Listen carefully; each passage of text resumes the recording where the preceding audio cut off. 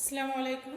Class 5 দেখো, আগের ক্লাসে আমরা কোথায় উঁচু কোথায় নিচু এই চ্যাপ্টারটা আলোচনা করেছিলাম।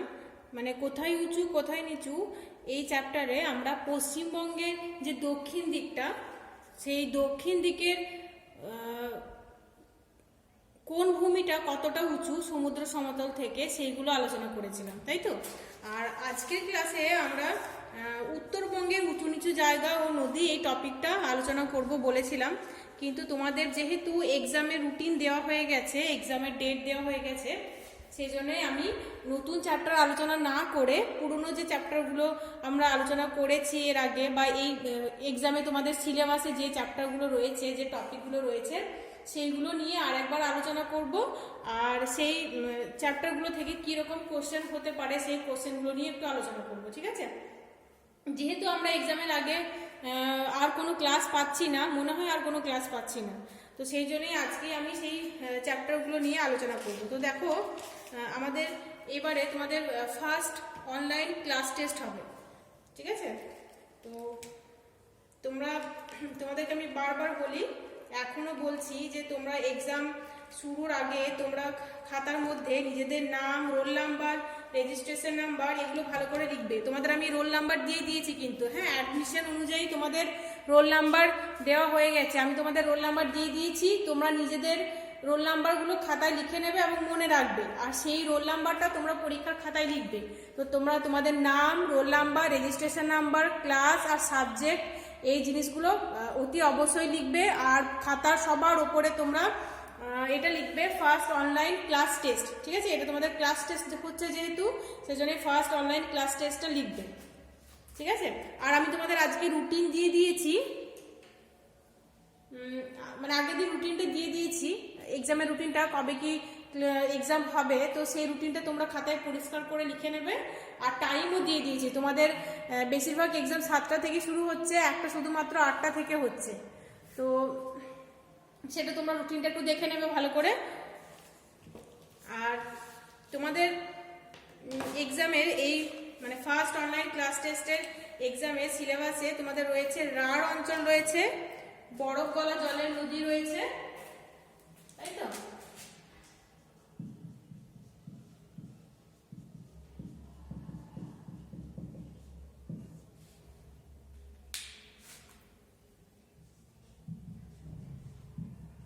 রাঢ় অঞ্চল,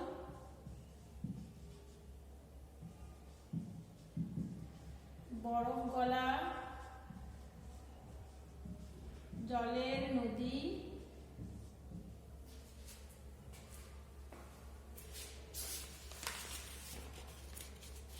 আর রয়েছে আমার সোনার বাংলা, আমি তোমায় ভালোবাসি, আর নদী তীরের সভ্যতা।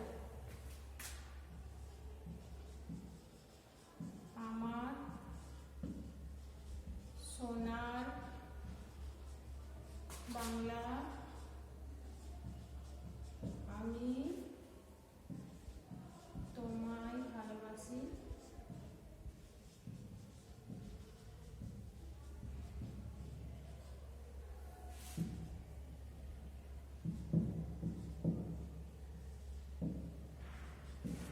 আর রয়েছে নদী তীরের সভ্যতা। তো এই টপিকগুলো নিয়ে আমরা যখন আলোচনা করেছিলাম, তখন আমি এই চ্যাপ্টার থেকে কীরকম কোশ্চেন আসতে পারে, কীরকম কোশ্চেন হবে সেগুলো আমি বলেছিলাম তোমাদেরকে। 1 নাম্বার কোশ্চেনও বলেছিলাম, 2 নাম্বার বা একটু বড় কোশ্চেন, বড় রকমের যে কোশ্চেন হবে সেগুলো আমি তোমাদেরকে বলেছিলাম। তো সেগুলো তোমরা পড়বে। আজকে আমি এই প্রত্যেকটা চ্যাপ্টারে কীরকম ধরনের শর্ট কোশ্চেন তোমরা পড়বে আবারও একবার আলোচনা করব, ঠিক আছে। দেখো, প্রথমেই রয়েছে তোমাদের রাঢ় অঞ্চল। তো রাঢ় অঞ্চলে তোমাদের কোশ্চেন এরকম আসতে পারে যে পশ্চিমবঙ্গের কোন কোন জেলা নিয়ে রাঢ় অঞ্চল গঠিত, ঠিক আছে। তো কোন কোন জেলা নিয়ে রাঢ় অঞ্চল গঠিত?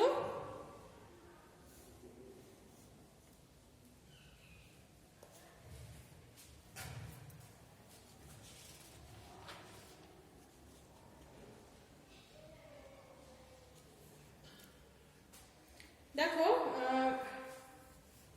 পশ্চিমের মালভূমি অঞ্চল সীমানায় যে জেলাগুলি রয়েছে, যেমন বাঁকুড়া জেলার পূর্ব সীমানা, বীরভূম, পূর্ব ও পশ্চিম বর্ধমানের কিছুটা অংশ। তো এই অঞ্চলে রাঢ় অঞ্চল দেখা যায়, মানে এই অঞ্চলটাই হচ্ছে রাঢ় অঞ্চল, দেখা যায় বলবো না। তো আরেকবার আমি বলি, তোমাদেরকে ভালো করে বুঝতে পারবে তাহলে। বাঁকুড়া জেলার পূর্ব অংশ, বীরভূম, পূর্ব ও পশ্চিম বর্ধমানের কিছুটা অংশ, এই অংশগুলোই হচ্ছে রাঢ় অঞ্চল। ঠিক আছে, তো তোমরা এই জেলার নামগুলো মনে রাখবে।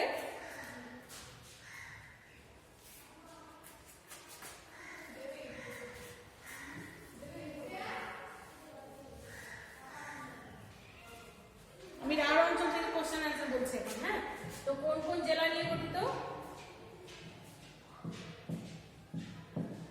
বাঁকুড়া জেলার পূর্ব সীমানা বা পূর্ব দিক, আর বীরভূম, বর্ধমান, এই জেলাগুলি। ঠিক আছে,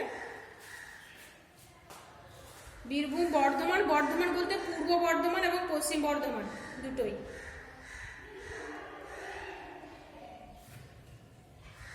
এরপর দেখো তোমাদের কোশ্চেন আসতে পারে যে রাঢ় অঞ্চলের উপর দিয়ে কোন কোন নদী প্রবাহিত হয়েছে। তো কোন কোন নদী প্রবাহিত হয়েছে এটা আমরা জানি, কাঁসাই, শিলাই, দামোদর, এইসব নদীগুলো রাঢ় অঞ্চলের উপর দিয়ে প্রবাহিত হয়েছে, রাঢ় অঞ্চলের প্রধান নদী। তো তোমাদের এরকম কোশ্চেন আসতে পারে যে রাঢ় অঞ্চলের উপর দিয়ে প্রবাহিত হয়েছে এমন দুটি নদীর নাম লেখো। প্রবাহিত নদী কি নদী? কাঁসাই, দামোদর, এগুলি।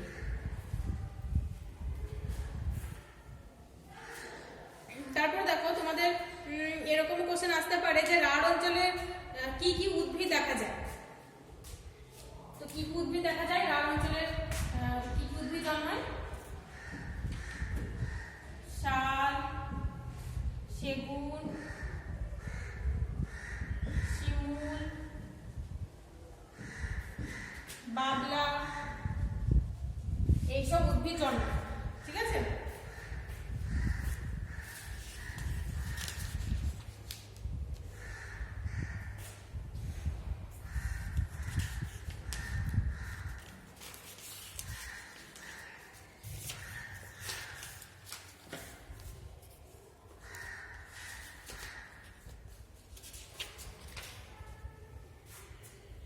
এরপর দেখো তোমাদের এরকম কোশ্চেন আসতে পারে যে মুন্ডেশ্বরী কোন নদীতে গিয়ে মিশেছে।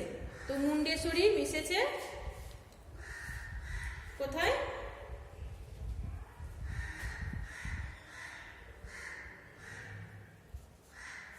রূপনারায়ণে। মুন্ডেশ্বরী নদী মিশেছে রূপনারায়ণে।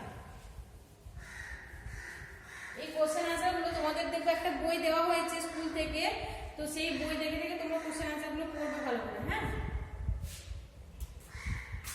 মুন্ডেশ্বরী মিলিত হয়েছে রূপনারায়ণে।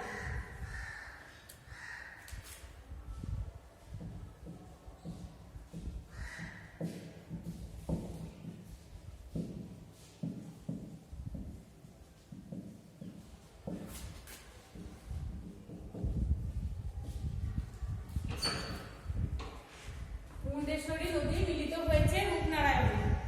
তারপর দেখো তোমাদের এরকম কোশ্চেন আসতে পারে যে দামোদর নদ কোন নদীতে গিয়ে মিশেছে। তো দামোদর নদ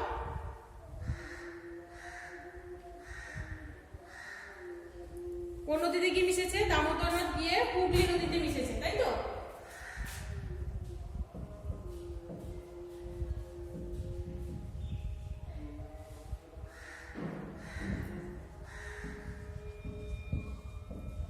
দামোদর নদ মিলিত হয়েছে হুগলি নদীতে। ঠিক আছে,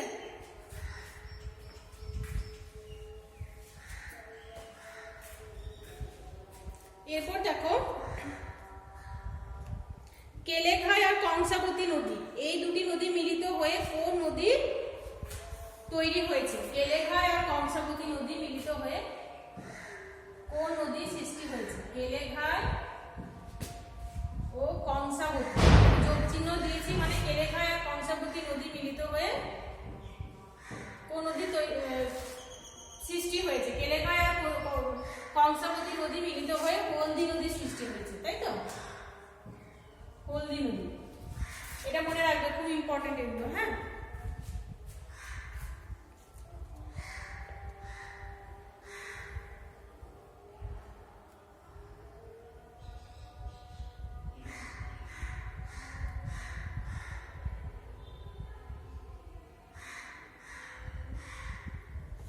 এরপর দেখো দ্বারকেশ্বর আর শিলাবতী নদী এরা মিলিত হয়ে কি নাম ধারণ করেছে? রূপনারায়ণ। দ্বারকেশ্বর আর শিলাবতী নদী মিলিত হয়ে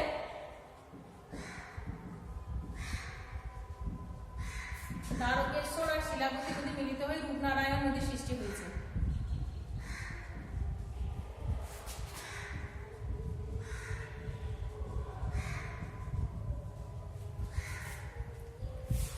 এরপর দেখো রাঢ় অঞ্চলের মৃত্তিকা কিরকম?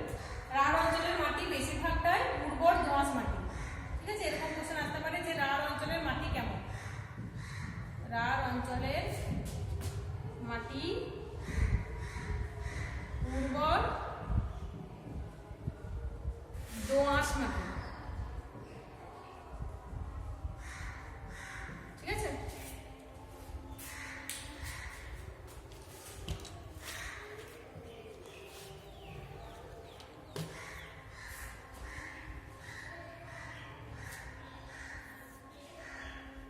এরপর দেখো মুন্ডেশ্বরী কোন নদী থেকে বেরিয়েছে?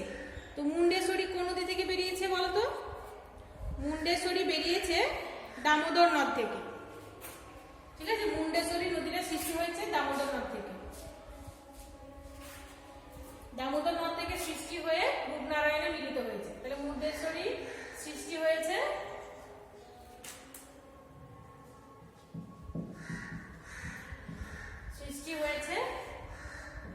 দামোদর নদ থেকে। ঠিক আছে, নেক্সট কোশ্চেন দেখো, রাঢ় অঞ্চলের মাটি কিরকম? রাঢ় অঞ্চলের মাটি কিছুটা দোআঁশ আর কিছুটা হচ্ছে এঁটেল মাটি। ঠিক আছে, দোআঁশ মাটি আর কিছুটা হচ্ছে দোআঁশ মাটি, কিছুটা এঁটেল মাটি।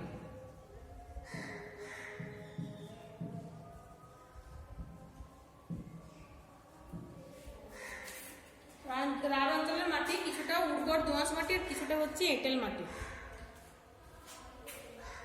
এখানে কেটে গেছে, তো এখানে লিখে দিচ্ছি এঁটেল মাটি।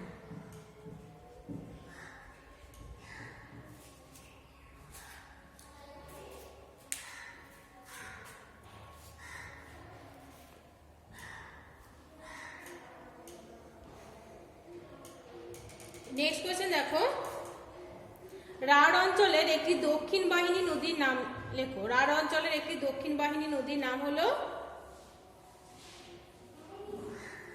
কেলেঘাই। রাঢ় অঞ্চলের একটি দক্ষিণ বাহিনী নদীর নাম হলো কেলেঘাই।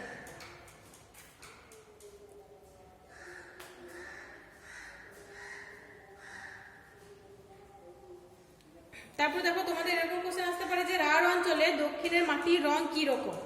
তো রাঢ় অঞ্চলের দক্ষিণের মাটির রং মেটে রঙের, মেটে রঙের মাটি দেখতে পাওয়া যায়। ঠিক আছে, রাঢ় অঞ্চলে কোন সময়ে চাষবাস করা হয়? বর্ষাকালে বেশিরভাগ চাষবাস বর্ষাকালেই হয় রাঢ় অঞ্চলে।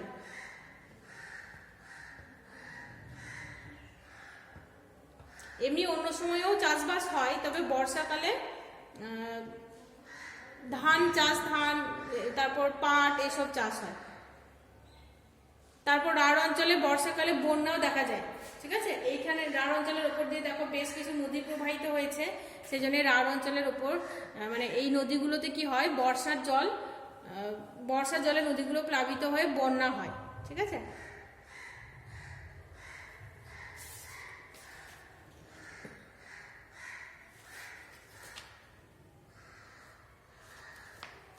নেক্সট কোয়েশ্চেন দেখো, দ্বারকেশ্বর কোন জায়গার কাছে শিলাবতীর সঙ্গে মিলিত হয়েছে?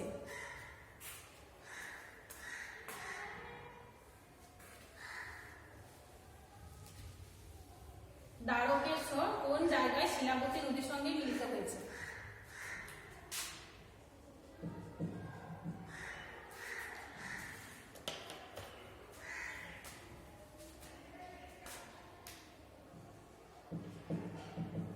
দ্বারকেশ্বর শিলাবতী নদীর সঙ্গে মিলিত হয়েছে কোন জায়গায়? শিলাবতী নদীর সঙ্গে মিলিত হয়েছে কোথায় বলো তো? ঘাটালের কাছে। ঘাটাল নামটা অনেকে শুনেছো, তো ঘাটালের কাছে মিলিত হয়েছে। ঘাটাল কোন জেলায় অবস্থিত? ঘাটাল পশ্চিম মেদিনীপুরে অবস্থিত, তাই তো? এখানে ব্র্যাকেটে লিখে দিচ্ছি, ঘাটাল পশ্চিম মেদিনীপুরে অবস্থিত। পশ্চিম মেদিনীপুর জেলায় অবস্থিত ঘাটাল।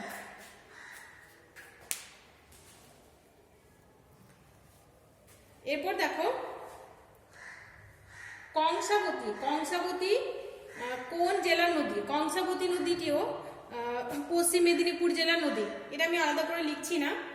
তো তোমাদের যে বইটা দেওয়া হয়েছে স্কুল থেকে, সেই বইয়ে এর আর অঞ্চল থেকে বেশ অনেকগুলো কোশ্চেন দেওয়া হয়েছে। তো সেই কোশ্চেনগুলো তোমরা শর্ট কোশ্চেনগুলো এখন আপাতত করো।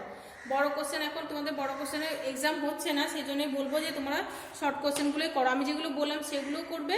আর তার সঙ্গে সঙ্গে দেখো আর অঞ্চল থেকে তোমাদের কোশ্চেন রয়েছে 88 নাম্বার পেজে। আরও যে কোশ্চেনগুলো রয়েছে 88, 89 এই পেজগুলোতে, তো সেইগুলো করবে। তোমাদেরকে বইয়ের ছবিটা আমি একটু দেখাচ্ছি, দেখো। আমার শিক্ষক পরিবেশ এই বইটিতে রয়েছে যে কোশ্চেনগুলো, এগুলো করবে, ঠিক আছে?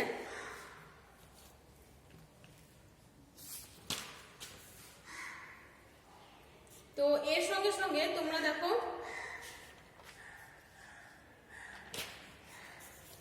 নেক্সট যে চ্যাপ্টারটা রয়েছে বরফ গলা জলের নদী, সেই চ্যাপ্টারের কোশ্চেনগুলো তোমরা এই বই থেকে করবে। কিছু আমি আলোচনা করে দিচ্ছি, কিছু আমি বলছি, বাকিগুলো তোমরা বই দেখে করবে, ঠিক আছে? বরফ গলা জলের নদী।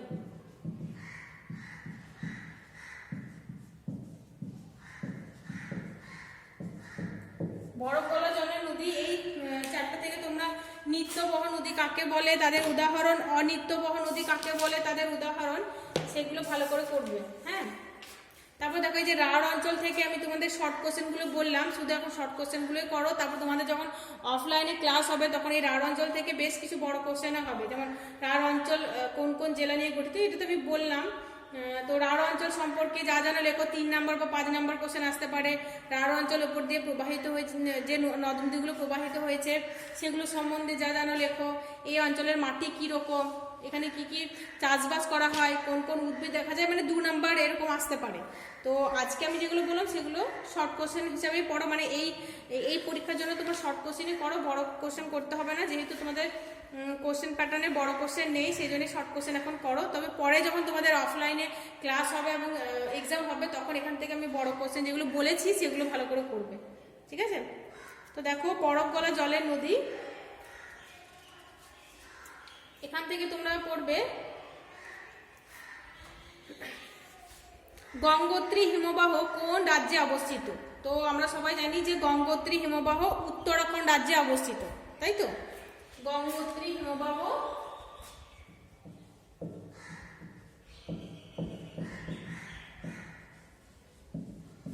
উত্তরাখণ্ড রাজ্যে অবস্থিত, তাই তো?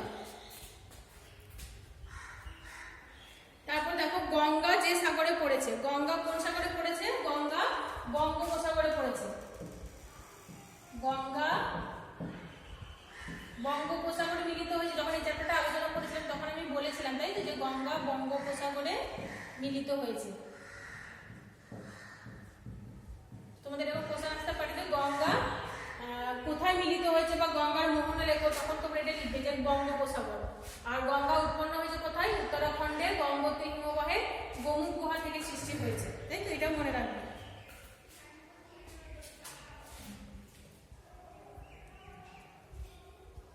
তারপর দেখো গাঙ্গেয় বদ্বীপ কিভাবে তৈরি হয়েছে? গাঙ্গেয় বদ্বীপ তৈরি হয়েছে পলি জমে, তাই তো? গাঙ্গেয় বদ্বীপ তৈরি হয়েছে নদীর পলি জমে। নদীর পলি জমে। কোন নদী? পদ্মা এবং ভাগীরথী নদীর পলি জমে।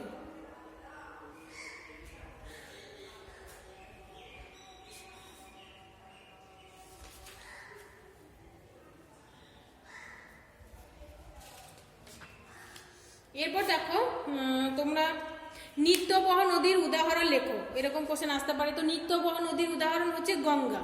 আর অনিত্যবহ নদীর নাম লেখো। অনিত্যবহ নদীর নাম হচ্ছে দামোদর, অজয়, এগুলো।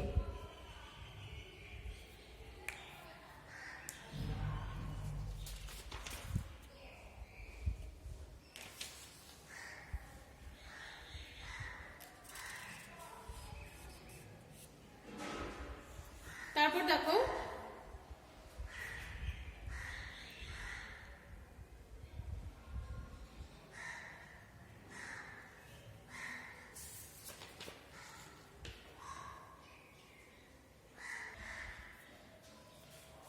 তারপর এখান থেকে তোমাদের এরকম কোশ্চেন আসতে পারে যে গঙ্গা নদী পশ্চিমবঙ্গের কোন জেলায় দুটো ভাগে ভাগ হয়ে গেছে।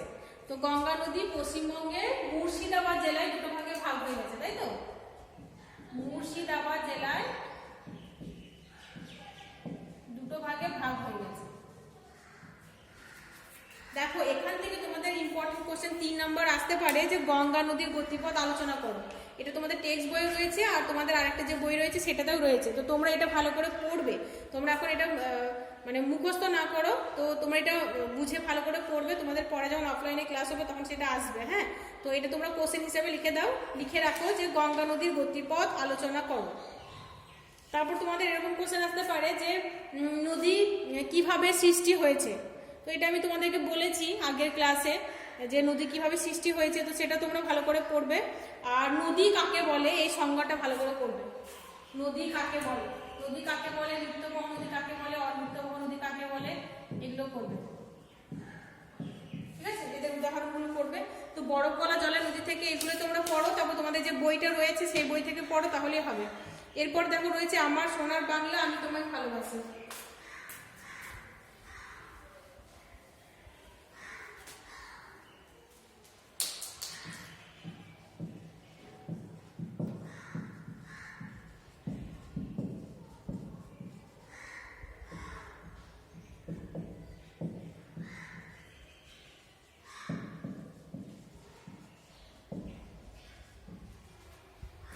আমার সোনার বাংলা, আমি তোমায় ভালোবাসি। এখান থেকে তোমরা যে কোশ্চেনগুলো করবে সেগুলো হচ্ছে, দেখো এগুলো তোমাদের বইয়ে রয়েছে যদিও, তবু আমি বলছি।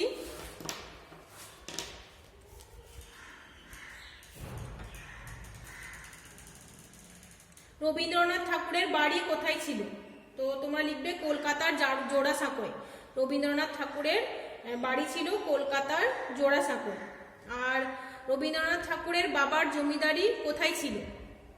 তো সেটা তোমরা লিখবে যে পদ্মার গায়ে একটা জায়গার নাম শিলাইদহ। তো শিলাইদহতে রবীন্দ্রনাথ ঠাকুরের বাবার জমিদারি ছিল। আর আমার সোনার বাংলা আমি তোমায় ভালোবাসি এই গানটি কে লিখেছিলেন? তো আমার সোনার বাংলা আমি তোমায় ভালোবাসি এই গানটি লিখেছিলেন রবীন্দ্রনাথ ঠাকুর, তাই তো?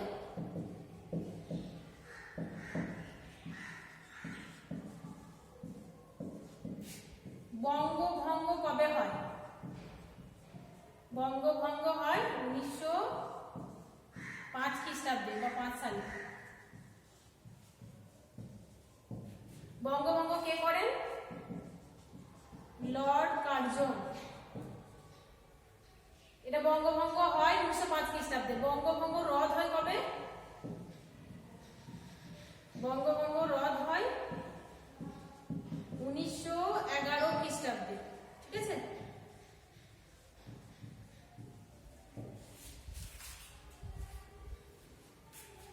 তো এই বঙ্গভঙ্গের প্রতিবাদে রবীন্দ্রনাথ ঠাকুর এই গানটি লিখেছিলেন, আমার সোনার বাংলা আমি তোমায় ভালোবাসি। তারপর দেখো এখান থেকে তোমাদের এরকম কোশ্চেন আসতে পারে যে এই গানটি কোন দেশের জাতীয় সঙ্গীত? তো এটা আমরা জানি এটা হচ্ছে বাংলাদেশের জাতীয় সঙ্গীত, তাই তো? বাংলাদেশের জাতীয় সঙ্গীত। তারপর দেখো আমাদের দেশ কবে স্বাধীন হয়, এরকম কোশ্চেন আসতে পারে যে ভারতবর্ষ কবে স্বাধীন হয়। ভারতবর্ষ কবে স্বাধীন হয়? 1947 খ্রিস্টাব্দে, 1947 সালে 15ই আগস্ট, তাই তো? 1947 সালের 15ই আগস্ট ভারতবর্ষ স্বাধীন হয়।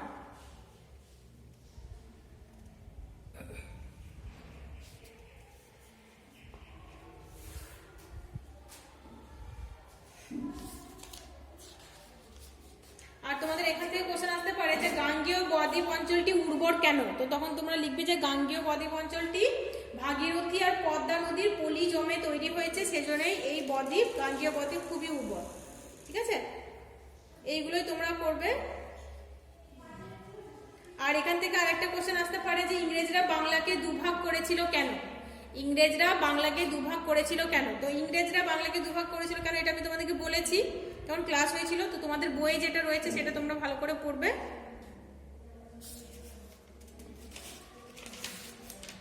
ইংরেজরা কেন বাংলাকে দুভাগ করেছিল বলো তো? দেশের মানুষ চেয়েছিল নিজেরাই দেশে শাসন চালাবে, মানে নিজেদের দেশ নিজেরাই চালাবে, ইংরেজদের শাসন মেনে নিতে চায়নি। তো সেই জন্যই তারা একজোট হয়ে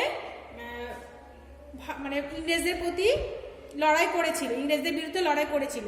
তো এই ভারতের মানুষকে আলাদা করার জন্য ইংরেজরা বাংলাকে দুভাগে ভাগ করেছিল। ঠিক আছে, তো এখান থেকে এই কোশ্চেনগুলোই করো। এরপর রয়েছে দেখো তোমাদের নদী তীরের সভ্যতা। আমি যেগুলো বলছি সেগুলো করবে, তার সঙ্গে সঙ্গে তোমরা টেক্সট বইটাও ভালো করে পড়বে, আর তোমাদের স্কুল থেকে যে বইটা দেওয়া হয়েছে সেগুলোও পড়বে। ঠিক আছে, আমি যেগুলো বললাম সেগুলো পড়লে, বাকিগুলো পড়লে না এরকম করবে না কিন্তু, কারণ এই চ্যাপ্টারগুলো নিয়ে এর আগে আমরা আলোচনা করেছি, এগুলো হয়ে গেছে আমাদের। তো সেই জন্যই আমি সবগুলো বলছি না, আমি কিছু কিছু বলছি, বাকিগুলো তোমরা বইয়ে পড়বে। নদী তীরের সভ্যতা থেকে দেখো তোমরা এগুলো করবে যে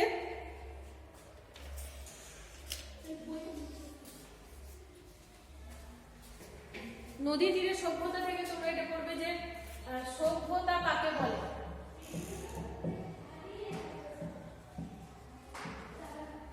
সভ্যতা কাকে বলে আর নদী মাতৃক সভ্যতা কাকে বলে?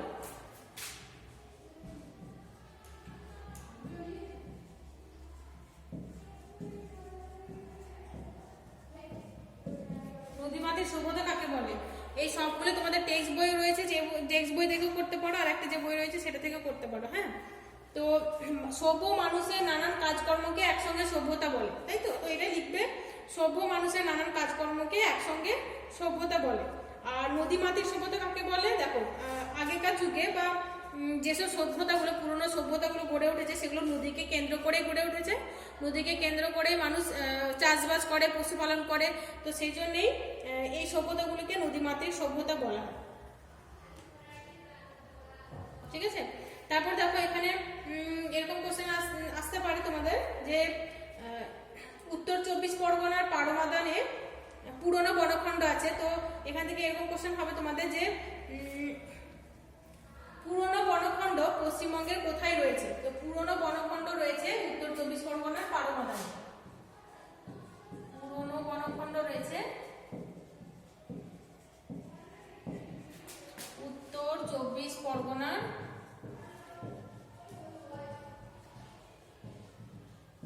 পারমাদানে।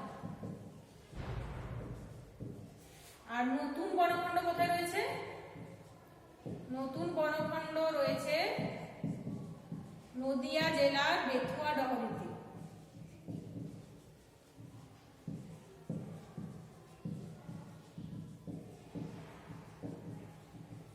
ঠিক আছে, নদিয়া জেলার বেথুয়া ডহরিতে।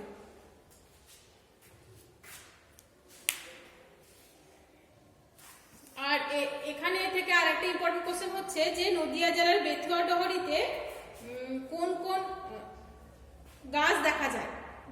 নদিয়া জেলার বেথুয়া ডহরির যে নতুন বনখণ্ড সেখানে কোন কোন গাছ দেখা যায়? তো তোমরা লিখবে শাল, সেগুন, মেহগনি, শিশু, কৃষ্ণচূড়া, রাধাচূড়া, কদম, এইসব গাছ দেখা যায়। আর এখানে কি কি প্রাণী দেখা যায়? কাঠবিড়ালি, হরিণ, এইসব প্রাণী দেখা যায়।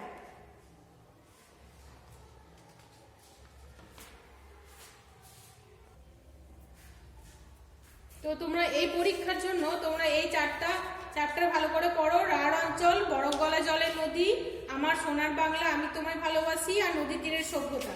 এই 4টা চ্যাপ্টার ভালো করে পড়ো। টেক্সট বইটা পড়ো, তোমাদেরকে যে বইটা দেওয়া হয়েছে স্কুল থেকে সেটা ভালো করে পড়ো, তাহলেই হবে। আর যদি তোমাদের কিছু অসুবিধা হয়, কিছু জানার থাকে, আমার সঙ্গে কন্ট্যাক্ট করবে। ঠিক আছে? আসসালামু আলাইকুম।